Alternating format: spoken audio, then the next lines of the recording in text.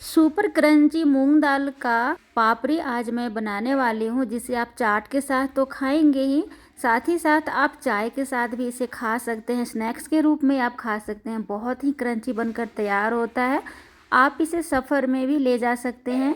महीनों आप इसे स्टोर करके खा सकते हैं। बच्चे काफ़ी पसंद करते हैं। आपको काफ़ी पसंद आएगा। एक बार अगर आपने बनाकर खा लिया तो बार बार आप इस स्नैक्स को ज़रूर बनाना पसंद करेंगे। इसके लिए सबसे पहले हमें 1 चम्मच जीरा, 1 चम्मच काली मिर्च और 1 चम्मच कसूरी मेथी धीमी धीमी आंच पर रोस्ट कर लेना है। और जब अच्छी तरीके से इसमें से खुशबू आने लग जाए तो इसका दरदरा पाउडर बना लेना है। ध्यान रखिएगा, बहुत तेज़ आंच पर इसे मत भूनिएगा, वरना ये जल जाएगा और अच्छा सा टेस्ट नहीं आएगा। कुछ इस तरीके से मैंने दरदरा पाउडर बना लिया है।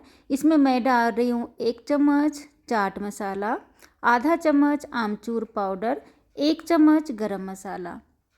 मिक्स करेंगे। इसमें आप चाहें तो काला नमक या फिर चीनी का पाउडर भी मिक्स कर सकते हैं।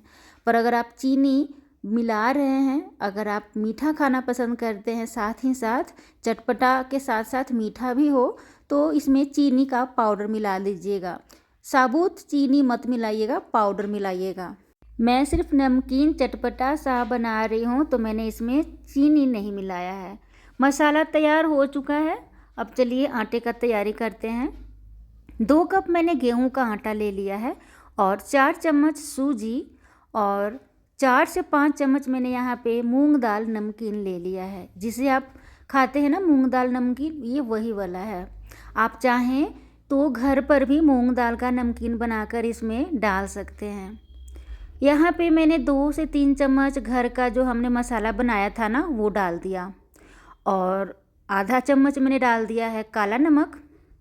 और सिर्फ इस तरीके से 2 चुटकी, जिसे आप पिंच भी कहते हैं, तो 2 चुटकी आप बेकिंग सोडा, जिसे मीठा सोडा कहते हैं, वो डाल दीजिएगा। ज़्यादा मत डालिएगा। यहाँ पे मैंने नमक नहीं डाला है, क्योंकि जो हमने मूंग दाल जो लिया है ना नमकीन, उसमें पहले से भी नमक डाला हुआ रहता है, तब इसमें मैंने नमक नहीं डाला है। अच्छे तरीके से काफ़ी बढ़िया से सभी को मिक्स कर लीजिएगा। अभी यहाँ पे मोइन नहीं डालेंगे, जैसे रिफाइंड ऑयल गरम करके डालते हैं ना, उसे यहाँ पे अभी मत डालिएगा। अगर आप डालते हैं ना पहले, तो होता क्या है ना कि बहुत ज़्यादा सोख लेता है वो तेल, फिर वो ऑयली ऑयली बनकर तैयार हो जाता है और वो क्रंची नहीं बनता है। पर अगर आप ना क्रिस्पी खाना चाहते हैं, जैसे खास्ता, जैसे समोसा होता है, उस टाइप का अगर आप खास्ता बनाना चाहते हैं ना, तो फिर आप यहाँ पे पहले मोइन डाल लीजिएगा, गरम करके तेल डाल लीजिएगा। मैंने यहाँ पे कोई भी तेल का अभी प्रयोग नहीं किया है। थोड़ा सा मैंने मसाला भी डाल लिया था। अब यहाँ पे नॉर्मल पानी से आपको टाइट सा डो तैयार कर लेना है। और ध्यान रखिएगा, ये टाइट होना चाहिए, जैसे आप लिट्टी वगैरह बनाते हैं ना, उस तरीके से टाइट होना चाहिए। बहुत ही सॉफ्ट मत बनाइएगा। अब यहाँ पे आटा तो मैंने काफ़ी बढ़िया से टाइट सा गूंद लिया है। तो अब ऊपर से हाथ में थोड़ा थोड़ा रिफाइंड ऑयल लगाएंगे और गूंद लेंगे। अगर आप बिल्कुल ही क्रिस्पी खाना पसंद करते हैं, तो जब आटा गूंद जाए उसके बाद 2 से 3 बार हाथ में थोड़ा थोड़ा रिफाइंड ऑयल लेते हुए इसे काफ़ी बढ़िया से मिक्स कर लीजिएगा। देखिए आटा हमारा बहुत ही अच्छे से तैयार हो गया है, गूंद लिया है मैंने। अब छोटा छोटा सा डो लीजिएगा, इस तरीके से गोल आकार दे दीजिएगा और सूखे आटे की सहायता से, जो सूखा हुआ आटा है ना, उसमें रोल कर लीजिएगा और रोटी जैसा इसे बेल लीजिएगा।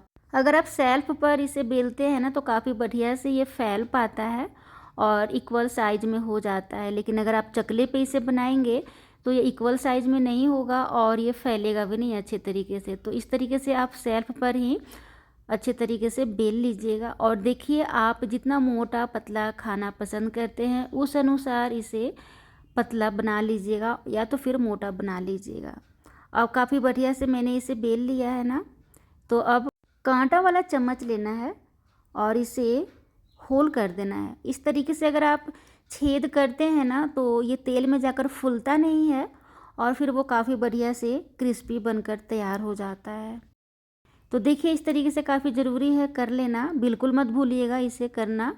वैसे अगर आप भूल भी जाते हैं ना तो कोई दिक्कत नहीं है, ये नहीं फूलेगा क्योंकि इसमें हमने मूंग दाल डाला है ना, उस कारण से वो फूलने नहीं देता है।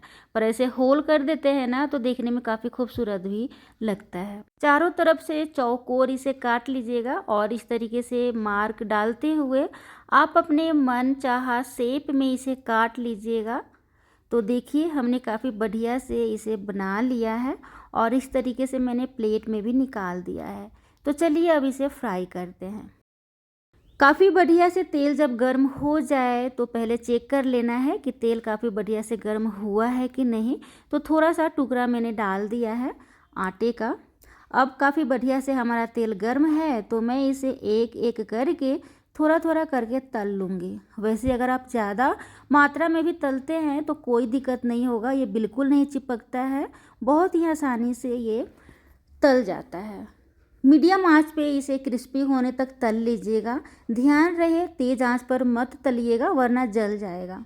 पलटते हुए काफ़ी बढ़िया से इसे सेक लीजिएगा और क्रिस्पी होने तक इसे सेक लीजिएगा। जब ये क्रिस्पी हो जाएगा ना तो इसका कलर खुद ब खुद चेंज हो जाएगा, तो निकाल लीजिएगा। मैंने इसे तल लिया है, अब आप इस तरीके से भी खा सकते हैं इसी टाइम। लेकिन अगर आप चाहते हैं कि और भी चटपटा लगे तो आप ऊपर से जो हमने मसाले को बचा कर रख लिया था ना, जो बनाया था कसूरी मेथी डालकर, उसे मैंने डाल दिया है। साथ में थोड़ा सा काला नमक डाल दिया है और देगी मिर्च पाउडर मैंने डाल दिया है। देगी मिर्च पाउडर से क्या होगा ना कि हल्का सा कलर भी आएगा और देगी मिर्च थोड़ा सा तीखा होता है ना, तो उससे थोड़ा सा तीखा तीखा भी लगेगा। और इसे अच्छी तरीके से मिक्स करेंगे। लेकिन जब भी मसाला इसमें डालें ना तो गरम गरम में ही डालिएगा, ताकि इसकी गर्माहट के कारण मसाले जो हैं इसके ऊपर से चिपक जाए और खाने में बहुत ही अच्छा सा स्वाद आए। हमारा बहुत ही मूंग दाल का क्रिस्पी सा स्नैक्स बनकर तैयार है। आप इस तरीके से बिल्कुल घर पर बना सकते हैं। तो देखिए कितना क्रिस्पी हुआ है, बिल्कुल ही टूट जा रहा है। तो मेरा वीडियो अगर पसंद आए तो प्लीज़ लाइक करना, सब्सक्राइब करना बिल्कुल ना भूलें। मिलते हैं जल्द ही नेक्स्ट वीडियोज़ में। Thank you so much.